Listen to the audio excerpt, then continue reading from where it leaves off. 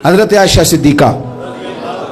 رضی اللہ تعالیٰ عنہ فرماتی ہیں ایک عورت تھی اور اسے نبی پاک صلی اللہ تعالیٰ علیہ وسلم نے وہ کلمہ پڑھ کے مسلمان ہوئی، مدینہ طیبہ آ گئی تو حضور نے مسجد نبوی شریف میں اس کے لیے مکان ایک سادہ سا کمرہ ساتھ مسجد کے بنوا دیا، وہیں رہنے لگی۔ اکثر وہ سیدہ طیبہ کے پاس آتی تو حضرت عائشہ صدیقہ رضی اللہ تعالیٰ عنہ فرماتی ہیں وہ بڑی باتیں سناتی اور آخر میں کہتی وہ ہار والا دن بھی بڑا عجیب دن تھا اور میرے رب کی قدرتوں کا دن تھا، وہ بھی بڑا عجیب دن تھا۔ سیدہ عائشہ صدیقہ رضی اللہ تعالیٰ عنہ ایک دن فرمانے لگی کہ تو ہار والے دن کا بڑا ذکر کرتی ہے، وہ کیا دن تھا؟ تو خاتون کہنے لگی اماں جی وہ دن تھا جب میرے رب پر بھروسہ اور مضبوط ہو گیا، جس دن میرا اپنے رب پر توکل اور بڑھا، میرے ایمان میں یقین میں اور پختگی آئی۔ کہنے لگی میں ایک گھر کی کنیز تھی، نوکرانی تھی، اس گھر میں ایک بچی تھی جس کے پاس سونے چاندی ہیرے جواہرات کا ہار تھا۔ اس زمانے میں چمڑے کے اوپر لوگ ہیرے جواہرات لگاتے تھے، کئی دفعہ سرخ رنگ کے چمڑے پہ لگائے جاتے تھے، وہ بچی پہنتی تھی تو کہتی ہوں بچی کے اس نے اتار کے رکھا یا اس سے گرا وہ ہار تو چیل اسے اٹھا کے لے گئی گوشت سمجھ کے اور میرے سامنے اٹھا کے لے گئی۔ گھر والوں نے مجھ سے پوچھا، یہ بخاری میں موجود ہے، گھر والوں نے پوچھا مجھ سے کہ وہ ہار کہاں ہے تو میں نے کہا چیل اٹھا کے لے گئی۔ گھر میں کچھ چوری ہو جائے تو سب سے پہلا الزام کس پہ لگتا ہے؟ ملازمین پہ۔ کہتے انہوں نے مجھے بڑا مارا، بڑی تکلیف تھی، حتیٰ کہ میری شرمگاہ تک کی تلاشی لی، میری عزت اتنی خراب کی میں بتا نہیں سکتی۔ میں نے اپنی زندگی میں ایک واقعہ دیکھا،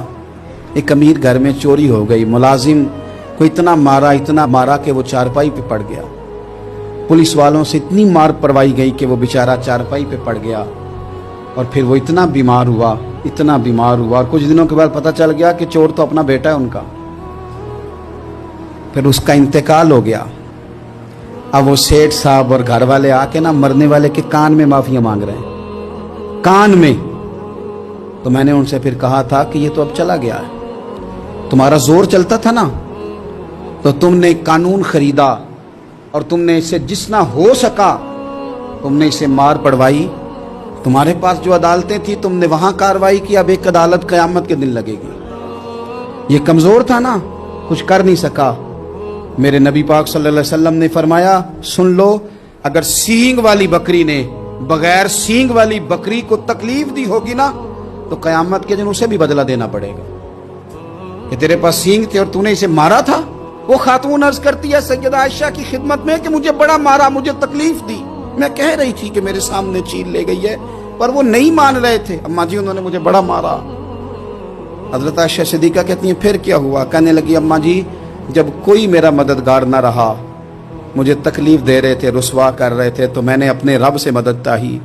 میرے رب کی طرف میں نے توجہ کی، میں نے کہا مالک اب تو ہی میرا مددگار ہے۔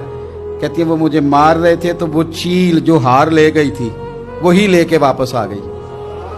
اور ہمارے سروں کے قریب لا کے اس نے جب اس ہار کو پھینکا